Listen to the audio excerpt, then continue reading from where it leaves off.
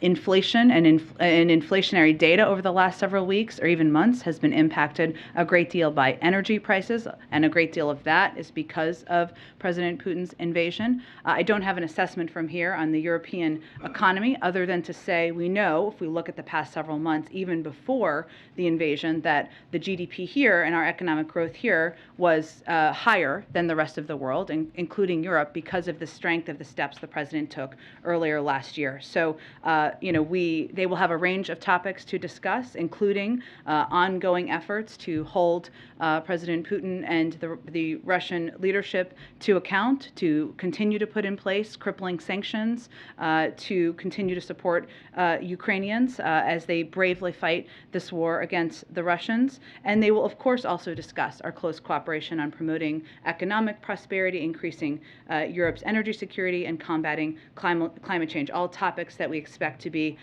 part of the preparations and on the agenda for the G7. Maybe one more on another topic. You suggested that peacefully protesting outside the homes of judges and Supreme Court justices is part of freedom of expression and part of sort of what we do in the United States. But there's a law in Virginia that actually prohibits protest outside private residence, even when it's done peacefully. So I'm wondering if any sort of demonstrations outside of private homes might run afoul of that law and other laws like it in other parts of the country. We're certainly not suggesting anyone break any laws. I would note that the president's view has long been, and I tweeted this earlier this morning and repeated and made a number of these comments last week as well, that violence, threats, and intimidation have no place in political discourse. Yes, we are a country that promotes democracy, and we certainly allow for peaceful protest in a range of places in the country. None of it should violate the law. No one is suggesting that. And it should never resort to violence, to threats, to intimidation in any way, shape, or form. But that is what our position is and the president's position is. Go ahead. Thank you. On abortion, Republican leader Mitch McConnell has said that a national ban on abortion could be possible, depending on the votes. Without court intervention, just how at risk does the administration believe the U.S. is to completely outlawing abortion? I think we're at serious risk. You noted Mitch McConnell and other Republicans in Congress are talking about a national ban on a woman's right to choose. There were a number, I think it was something, I can get the exact number here, but dozens and dozens of Republicans in Congress signed on to the Mississippi court case and advocating for severe restrictions on a woman's right to choose and a woman's right to make choices about her own body. And we've seen in other places in the country. Just yesterday, the governor of Mississippi said directly whether that. Just yesterday, the governor said directly whether they wouldn't say whether they would directly go after the right to use contraception, meaning that's another area where, so as the president has said over the course of the last nearly week, his concern is about, yes, a woman's right to make choices about her own health care, about what this final opinion could be. It's also about what choices could be made that go beyond that. I'd also note that Louisiana legislators advanced a bill to classify abortion as homicide, which would allow women who terminate their pregnancies to be charged with murder and potentially criminalize in vitro fertilization and forms of birth control. So in some ways, yes, you're seeing an outcry by the nearly 2/3 of the public, many of them peacefully protesting, who are concerned about what this opinion will say. But you're also seeing a number of Republicans in states and some in Congress double down on this potential to overturn a law that has been the law of the land for 50 years. You mentioned that the Mississippi governor and his comments on the possibility of banning certain types of contraception. Is the administration planning to take steps to try and preemptively safeguard access to contraception? Well, I would say there's a range of considerations that are underway, both by our counsel's office, by the Department of Justice, led by the Gender Policy Council, to take every step we can to protect women's fundamental rights and protect rights beyond that. I would note that, and the president talked about this a little bit last week, but when we're talking about Roe has been the precedent for a number of other laws passed by the Supreme Court that impacts people's fundamental lives, their basic rights, their freedoms, their privacy, and their protections, including, if you look back, Griswold versus Connecticut, Eisenstadt versus Baird, which ensured the right to use contraception was protected. That is law now, but we are clear-eyed about this being a precedent for that and what could come next. Obergefell versus Hodges, which protects the right to marry. Lawrence versus Texas, which stops government from preventing sexual relationships between consenting adults. For 50 years, Roe has been the basis for a number of these decisions that have impacted and changed people's lives, in our view, for the better. You mentioned again, I mean, obviously you're discussing next steps here. You've said before that you're not going to detail what's sort of on the table, especially until the final ruling comes down. But why not? I mean, especially when states have trigger laws, sort of why not communicate at least what the options are to try and get ahead of some of this, give women some assurances, as we see, obviously growing concern across the country? Sure, Mary. Well, what I've talked about a little bit in here in the past, which people can look to as a model for what we're trying to do, is what we've done in response to SB 8 in Texas, right? We created the Dire Need Grant Awards to provide funding to expand access to emergency contraception and family planning services. In addition, you also saw the Department of Justice and the Attorney General release a statement in response to Texas SB 8 that reaffirmed their commitment to using existing federal law to protect the safety of patients seeking access to reproductive health services. The Department of Health and Human Services has also been implementing a three-pronged department-wide response to protect patients and providers. We've also talked in here a great deal about the fact that we know that 26 states have indicated their plans on a different varying levels, I should say, of overturning women's fundamental rights. 13 have trigger laws, and what we're looking at, and some states have also taken steps. Connecticut, California are two of them. Others are also examples to protect women's rights. What we're looking at here is nearly half the country potentially not having, allowing women to have access to choices about their own bodies and their health care that has been the law of the land for 50 years. So, and we know who that will impact, because 75% of people seeking abortions make less than 200% of the poverty level. We know the majority of people seeking abortions are women of color. So we're taking into account all of that as we look at options. Go ahead. Just to follow up on all that, Mary asked what I would for the most part, but look at that collegiality at play. When are we going to hear from the president on this issue? We've heard from just about every other Democrat. You've clearly come prepared with all the details today. Do we have to wait until the court ruling is official, or might he speak out beforehand? I would say he spoke multiple times last week, and I expect you'll continue to hear him speak about this issue. He spoke on the tarmac. It was noisy. Does that not count? Well, there's going to be something slightly more prepared and thoughtful to try to, make use of the presidential bully pulpit the way he can. When he wants to, he can draw attention to issues. You're right, and what I was pointing to, Ed, is that obviously this was in his mind and front and center for him last week, because he spoke multiple times to this, unprompted in some cases, some prompted by questions, of course, and I expect he will continue to do that. What I don't expect he will do is speak to an opinion that is not yet final, that has not yet been released, but certainly speaking to the protection of women's fundamental rights, of their rights to make decisions about their own health care, and certainly his concern, which he's talked about for decades, about privacy and privacy protections, which he said last week was the basis of his leading the fight against the Board nomination. So I expect you'll continue to hear him talk about that, and hopefully there will be more opportunities for you all to ask good questions. Two other, if I could real quick. Tomorrow he's giving a speech on inflation. Yeah. Wondering if you can give us some sense of what more he'll get into. Sure. Well, I would note that as we announced and previewed a little bit, the president will be speaking to his plan, his continued plan to continue the fight to address inflation in the coming months. There's a lot of work that has been done to date on this front, whether it was the steps he's taken to address energy crisis, the release from the Strategic Petroleum Reserve, additional steps he's taken on that front, or whether it was steps he's taken even in recent weeks to fix the family glitch, to help more people have access to health care, or steps he announced in the last couple of weeks to make E15 available to thousands of people at gas stations across the country. But what you will also hear him talk about tomorrow is the contrast that his plan and the plans he has been implementing for months now draws with those on the other side of the aisle who have not put forward any plan to lower costs for the American people. So it will be his opportunity to lay that all out together. And there is growing concern about a persistent supply issue with infant baby formula. Yeah. There's about a 40% shortage right now.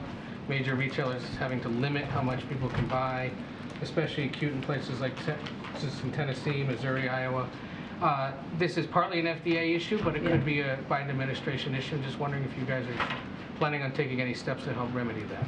Well, let me first say, as you know, but the FDA issued a recall to ensure that they are meeting their obligation to protect the health of Americans, including babies, who, of course, were receiving or taking this formula, and ensure safe products are available. That's their job. Ensuring the availability of these products is also a priority for the FDA, and they're working around the clock to address any possible shortage. Okay, that is like hearing your voice on the answering machine, which I know that's a very outdated reference, but we've all been there.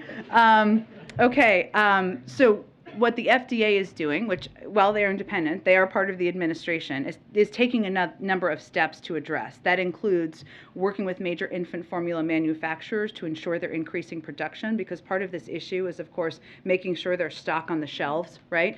And working with the industry right now to optimize their supply lines, product sizes to increase capacity, and prioritizing product lines that are of greatest needs. Because obviously, as someone who my child has long been out of formula, fortunately, but it's close enough that I remember when you're trying to go to the store and get the specific kind of formula for your age child or whatever their needs are. So they are taking steps with that in mind. They're also exercising flexibility and expediting review of notifications of manufacturing changes that will help increase supply, particularly in the case of specialized formula. So that applies to that as well for medical needs.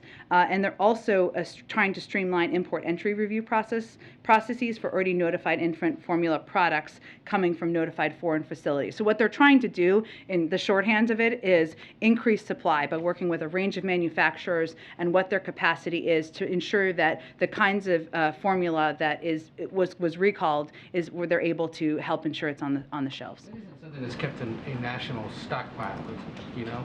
I don't believe there's a national stockpile of baby formula, but the FDA is not just their responsibility, in their view, to ensure that we're meeting our obligations to protect Americans. It is also their obligation to take steps to ensure supply can be met when they take these steps. So that is what they're very focused on. What's an answering machine? If you know. Since you're 25, I'll explain it to you after the briefing. Could you just give some general reaction to Putin's speech this morning? Sure, I tried to do it a bit at the top, but what I will say is that what we saw President Putin do is give a version of revisionist history that took the form of disinformation that we have seen too commonly as the Russian playbook. Now, what is fortunate is that we are all aware. Reporters around the world are aware. Europeans are aware. Americans are aware of the disinformation factory that President Putin and the Kremlin seem to be. But the suggestion that this war that was prompted by, directed by President Putin, was prompted by Western aggression or Western plans is patently false and absurd. And otherwise, I would say, our view is that we should remember, and this is why I did this at the top, what this day is actually about, which is something that we have all celebrated, which is the defeat of Nazis after World War II, something that Russians have celebrated in the streets for many years. Question on a totally unrelated topic. Biden has blamed large meat packers for the run-up in meat prices. Yeah. And today, Tysons Foods had another record or very good earnings out that showed its average prices for beef had climbed nearly 25% compared to the same quarter last year. I wondered if you all have any reaction to that. Is this the sort of price gouging that the administration is seeking to stop? I don't have any reaction directly to one company's earnings, but what the president's concern is, and what Secretary Vilsack, who's been here a number of times, is concerned about, is that the meat industry, the conglomerates are so small, not small, they're very large, but they're so dominant that they are elbowing out, of course, smaller producers, and that they have this capacity and ability to jack up prices and pass those on to consumers when they should not. But I don't have any direct reaction to one company's reports. I am not aware of this issue and our concern being addressed, though. So it's an ongoing concern. Go ahead. Just a little bit more on the Victories Day speech.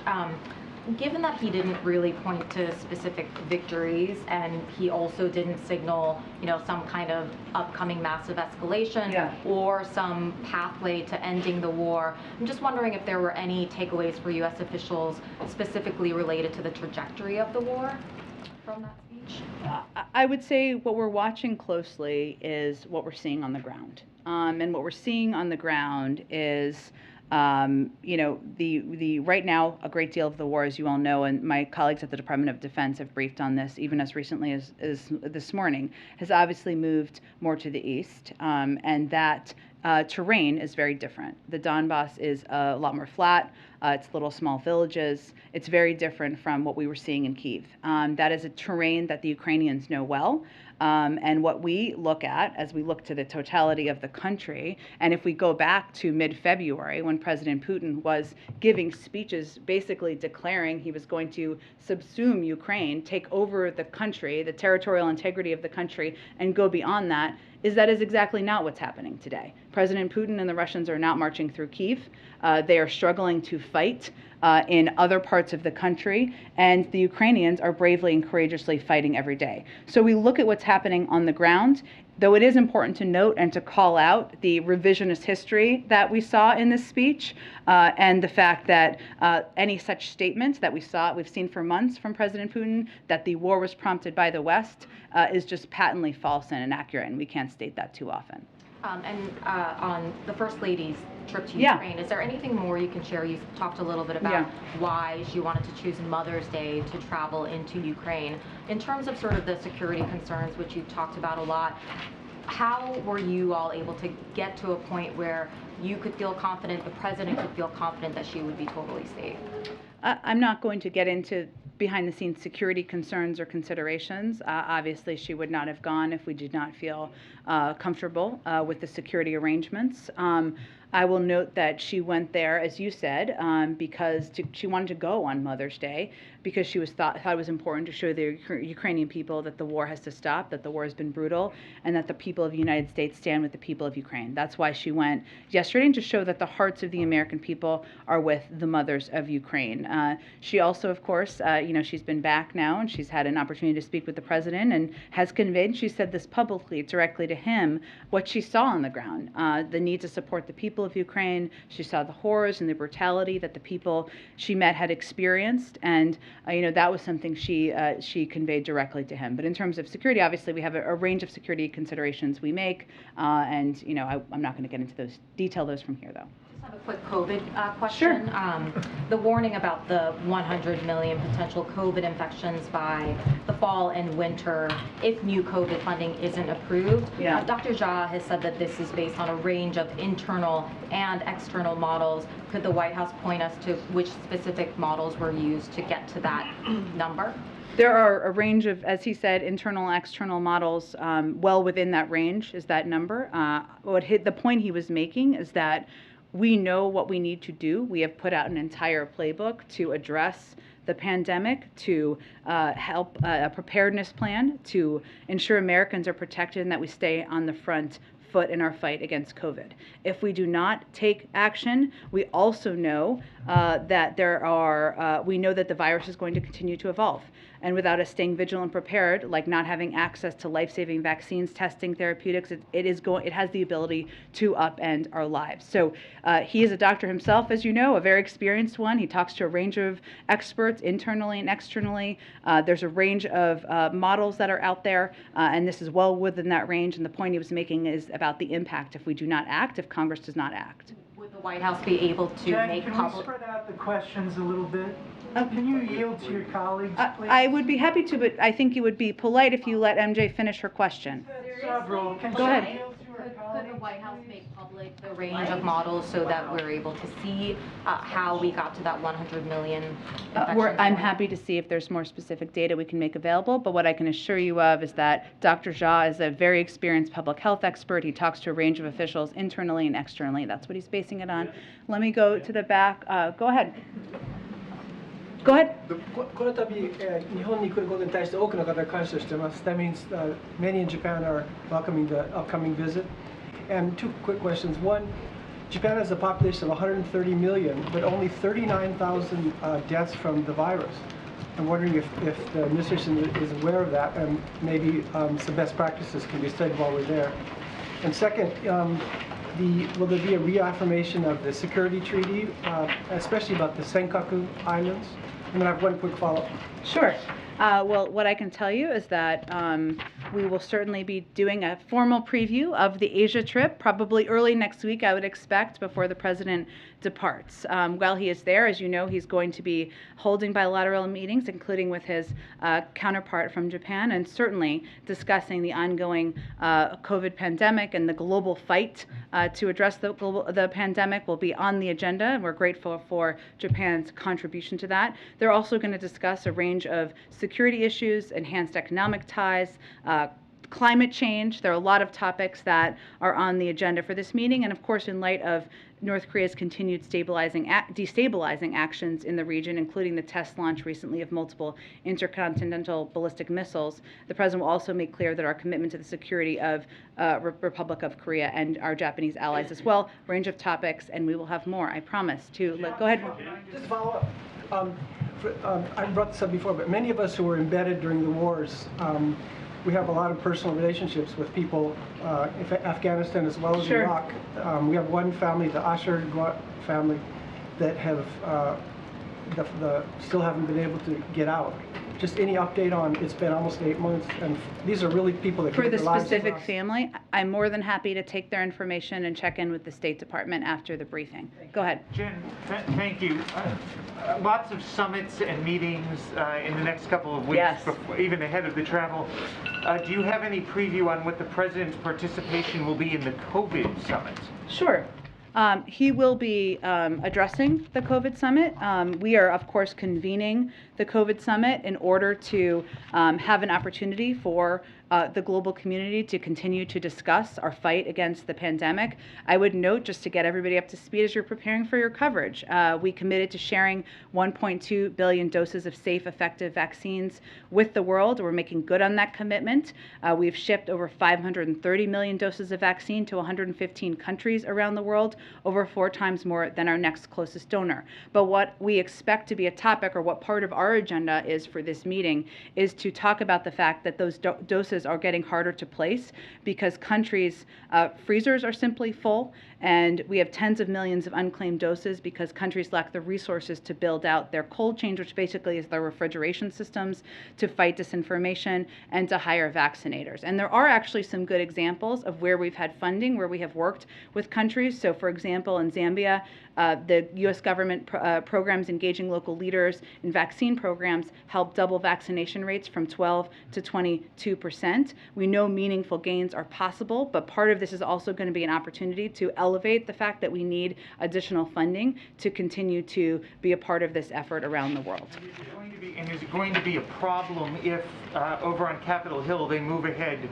with the Ukraine aid package and sort of leave that COVID funding to the side right as this summit is convening? Well, that's an active conversation literally as we speak right now on Capitol Hill. So what I will tell you is that the president is absolutely committed to signing into law both the Ukraine funding and also COVID funding, and he will continue to fight for both.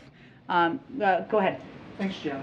Last week you mentioned that the administration is talking to a wide range of people about how to respond to this upcoming decision on abortion. Yeah. You mentioned business leaders. I'm just curious if you could elaborate on that, what kinds of businesses, and how do you see their role in this in this response? I think the point I was making, I don't have business leaders to read out for you, and we're going to keep a lot of these conversations private, but I would note that 2/3 of the public, even in Fox News polls, have said that they don't want to overturn Roe v. Wade. This is a mainstream position for the majority of the public. I'm not saying everyone agrees on it. That's not at all what I'm saying, but it is about 2/3 of the public. So there are a lot of stakeholders, a lot of private sector citizens and leaders who are concerned about what they could see if this opinion if this is a final version or close to a final version of the opinion. And part of our role here is to engage with leaders, whether they're on Capitol Hill or they are women's leaders or they're in advocacy groups, and certainly private sector leaders as well. Go ahead. Thank you. The president and you have talked about the MAGA crowd or the ultra MAGA. How does that jibe with his desire to be the bipartisan guy? Well, the president's view is you can do both. He believes that there is work we can continue to do together. We're actively advocating for. He was out traveling in just last Friday on the Bipartisan Innovation Act. We believe that needs to move forward. It should move forward, and that can build on the nearly 80 bills that we signed into law last year that are bipartisan. But he's also not going to stand by and not call out what he sees as ultra MAGA behavior, ultra MAGA policies that are out of the mainstream of the country and are not in the interest of the American people. Whether that is efforts to prevent a woman from making choices about her own health care, or whether that is Chairman Scott's policy and proposals on that would raise taxes on people making less than $100,000 a year. He's going to continue to call that out, but he believes there is still a path to move forward on where we have agreement. And on the First Lady's trip to Ukraine, Yeah. does that change the calculations at all about the president making a visit to Ukraine, since this presumably worked? Their travel is a little bit different. I think you all know from traveling with the president, but there's not a trip currently planned. But again, he would love to go to Ukraine. I just don't have anything planned or anything to preview at this point. Go ahead. Thanks, Jen. There are reports now, you just alluded to this a minute ago, that Democrats are in fact going to bring forth that Ukraine aid without the COVID funding attached. I know you've told me last week that was something that the White House wanted to see them attached, but we're being told that the president actually had said, look, the Republicans don't support that, let's leave it aside. Can you confirm that? Was there a change in thinking over the last few days at the White House over how this package should proceed? Well, that has been his preference, to get both of them done together, which he has thought that would be the most efficient process. Since this is actively happening right now, I don't have any confirmation of it from here. I expect we'll have more. Even though I have dwindling days left here, I'm still not going to get ahead of the president because, I want to enjoy those last few days. But hopefully we'll have more to say on where we stand soon. Go ahead. Does the president plan to condemn the leak of the Supreme Court draft opinion or the doxing of the justices now that we've seen violence unfold? Well, I would say that we have been clear, and the president's position has long been, that we should not see protest that takes the form of violence, that takes the form of vandalism, and that threatens anyone. That has long been his position for his entire career and continues to be his position. And for tomorrow, your office released that... But can I say one more thing? Sorry. We have not seen violence or vandalism against Supreme Court justices. We have seen it at Catholic churches. That's unacceptable. The president does not support that. We have seen it at some conservative organizations. That we don't support that. And we certainly call for, we know the passion, we understand the passion, we understand the concern. But what the president's position is that that should be peaceful, the protest. But continue, go ahead. And as for tomorrow, the president plans to offer, as you said, a contrast, and it was written, quote, to congressional Republicans' ultra-MAGA plan to raise taxes. Now, the Washington Post has called that claim false, that there is a Republican congressional plan to raise taxes. Why is this statement still being shared? Because Chairman Scott's plan, and we welcome him, we know he's asked for people to go to his website. We would encourage people to do the same thing and check out his plan that raises taxes for people making less than $100,000 a year. Mitch McConnell and this report, there aren't any other Republicans signing on to this at this point. So is it fair to say that Republicans as a whole are pushing? He's the chairman of the committee. If Republicans want to repudiate his plan, they should go do that. But otherwise, that continues to be what they're running on. So that's their position, not ours. Go ahead. Jen, is the White House satisfied with the legislative strategy on abortion rights, which appears to be to have this vote on Wednesday, which will fail, and then make this a midterm issue? Well, we support Leader Schumer's decision to get people on the record on this, on a codifying Roe. And that's something the president would be happy to sign into law. At the same time, we certainly recognize that the votes, we don't have the votes. You can tell me, you cover the Hill closely, you can tell me if I'm wrong. We understand that, but we think it's important and an important issue to get people on the record on. Without getting into politics from here, again, I don't make the rules, I just try to follow them. In the president's statement last week, he noted that in order to take legislative action, we would need more Democratic senators, and we would need more pro-choice House members after the election in November. So we certainly recognize that, and we know that's on the minds of many people across the country. And then if I can follow up on that, one of the votes you don't have is probably Joe Manchin's. I'm curious, when was the last time the president spoke to him about either this issue or his domestic agenda, which Manchin has been signaling he's open to maybe reviving some of these conversations that basically died in December? Well, we are open to this moving forward as well. I will say that just because we don't confirm conversations happening, it doesn't mean they're not happening. But the president has asked us not to get in specific details or confirm the timing or specifics of their conversations, so I'm not going to do that. Is it fair to say they're still actively happening?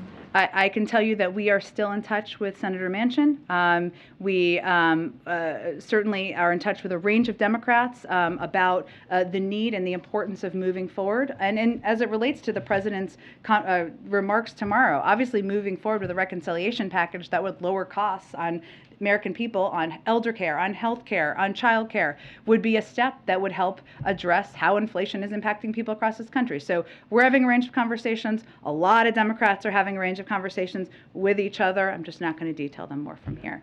Go ahead. Jim, on the sanctions against Russia, what would it take to lift those? If Ukraine agreed to a peace deal, is that enough, or would the U.S. want something more?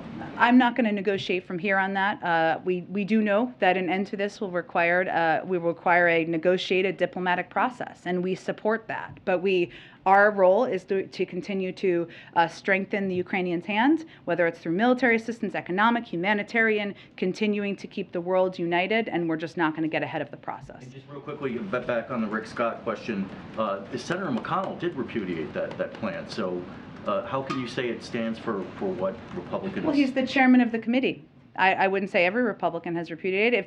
If that's not at all the plan they're running on and none of them are for it, then they can speak for themselves. Yeah. Go ahead. Jen, on abortion, this country is about to engage. Some states that don't have trigger laws are going to decide what they think the restriction should be on abortion, and that's going to be a tough question in many of these states. Does the president have a clear belief in what he thinks the restrictions should be on, or if there should be any restrictions on abortion? You've been asked this before, but I just want to get a clear answer. The president's view is that women should be able to make choices about their own health care. I'm not going to detail it further beyond what he said in the past from here. Restrictions? Again, I'm not going to detail his opinion. He's spoken to this a number of times. Go ahead. Thank you, Jen. I have one question on ASEAN and one question on Russia. Sure. On ASEAN, the rotating chair of ASEAN, Cambodia, said prior to the upcoming summit that it's a normal practice that the host of the nation to meet with the chair of ASEAN. And we know President Biden actually wrote a letter to Prime Minister Hun Sen, and will the president have a bilateral meeting with the Prime Minister? I'm very happy to check on that. The schedule, I know it feels very close because it is. It's in a couple of days, but I will check and see. He obviously invited the leaders of ASEAN, from Brunei to Cambodia, Indonesia, Laos, Malaysia, the Philippines, Singapore, Thailand, and Vietnam, as well as the ASEAN Secretary General to Washington to participate in the summit. But in terms of bilateral meetings, I can check and see if there's any on the schedule. Another question on Russia about the intel leaks by the American officials. Thomas Friedman said that he was told that President Biden called the Director of National Intelligence, Director of CIA, and Secretary of Defense to make clear in the strongest and most colorful language that this kind of loose talk is relentless and has got to stop immediately before we end up in an unintended war with Russia. Is that true? And is the president worried about the unintended war with Russia? Well, what I will tell you, without confirming private internal calls, that the president was displeased with the leaks. His view was that it was an overstatement of our role, an inaccurate statement, and also an understatement of the Ukrainians' role and their leadership. And he did not felt they were constructive. Go ahead. Did not feel. That was grammatically inaccurate. Okay, go ahead. Thanks, Jen. There seems to be a lot of bipartisan support for listing Russia as a state sponsor of terrorism. Is that something on the Hill I'm talking about? Is that something being discussed in the White House? And if the president's not there, how would he define the line that would have to be crossed to go there? I know we've talked about this quite a bit in the past. I would note that to be named a state sponsor of terror, there's only about 4 countries that have been named state sponsors of terror in the world. There are a number of actions that are often taken if a country is named a state sponsor of terror. A number of those we've already taken, including crippling economic sanctions, sanctions on individuals, other restrictions for the country, and obviously making the country a global pariah is part of that objective. Those are all steps that we have already taken and implemented as it relates to Russia. I don't have anything to preview in terms of a consideration here, and certainly we'll see what happens in Congress. Go ahead. Thanks, Jen. What's the White House reaction to Sinn Féin's gains in the Northern Ireland Assembly over the weekend? Let me check with our national security team, and we'll see if we can get you a comment on that specifically. Go ahead, Jeff. Hey, Jen, you were unequivocal in condemning violence, but as you know, there's also some allies who are protesting outside justices' homes, including Brett Kavanaugh, who, if there's any kind of a compromise conservative ruling that preserves some of Roe, he could be part of that with Roberts. So my question is it appropriate to protest outside people's homes, and is it productive or not productive? Look, I would say in terms of the productive question, that's not for me to speak to. Obviously, these justices make decisions as an independent body. How they are influenced or if they are influenced is not for me to make a determination of. We do believe in peaceful protests. We do not believe in or support any intimidation of any kind. Obviously, the violation or breaking of any law, as somebody raised before, or threats or intimidation of any individual. What we do support is people peacefully protesting, and they do that in a range of places. But you wouldn't wave anybody off for tactical reasons. We're not here to give tactical advice to protesters. What we are here to call for is peaceful protest, for people not to resort to violence, to vandalism, or certainly intimidation of any kind. Go ahead. Yeah, as we look ahead to tomorrow's inflation speech, let me ask you to look back at some of the warnings that were issued last year by Summers and Ratner and so on. In retrospect, were they right that some of the government policies were going to lead to inflation? I wouldn't say we agreed with them then, and we don't agree with them now. I would note that as it relates to actions like the American Rescue Plan, the alternative to not putting in place and advocating for the American Rescue Plan would have been the economy continuing to spiral, right? We were providing assistance and relief in the form of checks to people who needed that assistance at the time. That package also helped fund and prepare for a fight against COVID. It helped keep schools open. 100% of schools are open today, in large part because of the American Rescue Plan. It helps states and localities support and keep police, keep local authorities, keep local governments open at a time where that was in question. So we know, if we look at the recent inflation data, depending on which data you look at, 2/3 to even 70% of inflation data is a result of energy prices. A large part of that is the result, and Chairman Powell has spoken to this, and Secretary Yellen has also spoken to this, as a result of President Putin's invasion of Ukraine and the impact on the global energy markets. Those are all steps and impacts that I don't think anyone could have predicted a year ago. Go ahead. So, thanks, Jen. So on that, the economy is signaling some weakness going forward. What's the level of concern? First of all, is the president watching the markets and the data coming in, and what's his level of concern there's a recession in the next 12 months? Well, without, as you know, we don't really speak to or comment on the judgments, ups and downs of the stock market, or the daily movement of the stock market, I should say. Well, it's volatile. We've seen that, and we'll certainly monitor it from here. I would note that since President Biden took office, the market is up considerably. When we look at economic data internally, when a lot of external economists look at economic data, they look at the fact that we've created over 8 million jobs since the president took office, that the unemployment rate has dropped to 3.6%, that GDP grew up 5.7% last year, the fastest rate since 1984, and also that household balance sheets are strong and businesses are investing in the United States. So we look at that base data, that data, as we look at the economy, and of course we continue to monitor as data comes in and as we see fluctuations. So what's his level of concern about a recession? Again, we monitor it. We are continuing to. We're not predicting that at this point in time. One more thing on new sanctions that was just announced on Russia. Yeah. But China last week cut tariffs on coal from Russia coming in to 0. The Chinese have also had a record imports last month from Russia to China. 57% was the increase. At what point is China breaking the sanctions? And then when is the president going to stand up and say and call out China to stop this behavior in supporting Russia? We clearly will watch closely, and if that were to happen, I don't think we have seen to date a breaking of the sanctions at this point in time. Go ahead. Thanks, Jen. Thanks. So I'd like to ask you first about the coronavirus and then about a transparency matter. Sure. On the coronavirus, the CDC data indicate that we are getting pretty close to the 1 million death mark. Yeah. Some outlets say we've already crossed 1 million deaths. I was hoping, as we're talking about potentially rolling back tariffs on Chinese goods, can you say, where the tariffs question comes into pushing China to be transparent on the origins? And can you detail anything that President Biden has done with his levers of power, be it sanctions or tariffs or anything else, to press for transparency from China?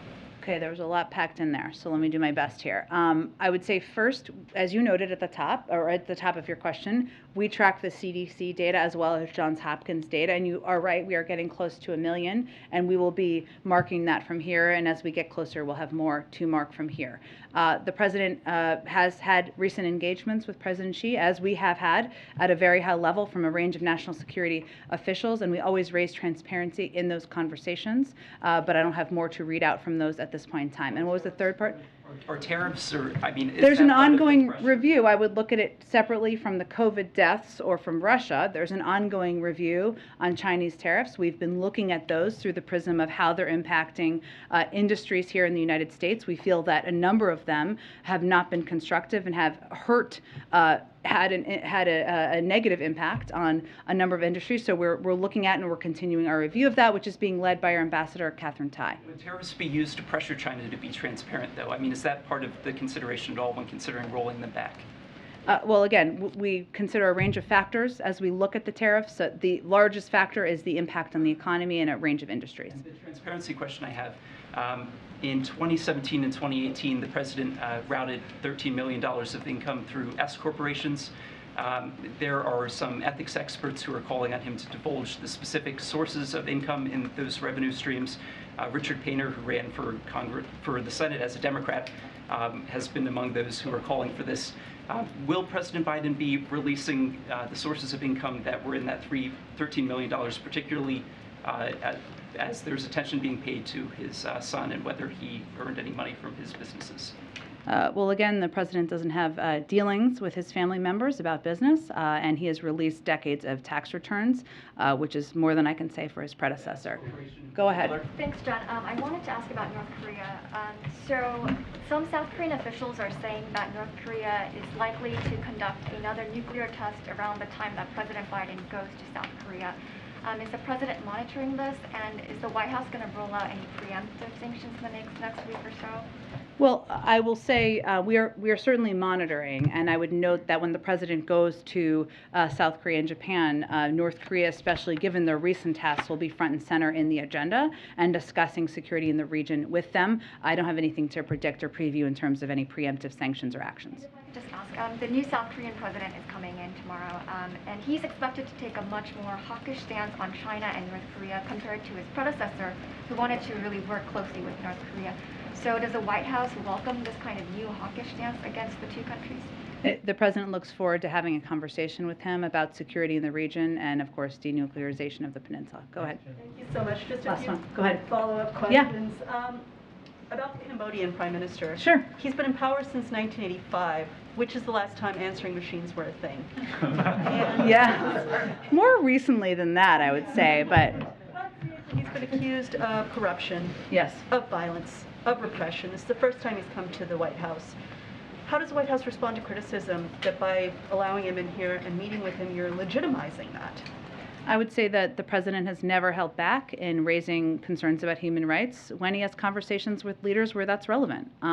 And this is an ASEAN meeting where all of the ASEAN member nations are included and invited. It's not isolating. It's not doing a state visit or anything along those lines. It's an opportunity to discuss with leaders in the region a range of topics that we work together on, whether it's COVID or economic growth or security in the region, and that's exactly what will be the focus, but he has never held back in raising concerns where he has them, including with countries where we have a range of work we do together. Thanks, everyone. We'll see you tomorrow.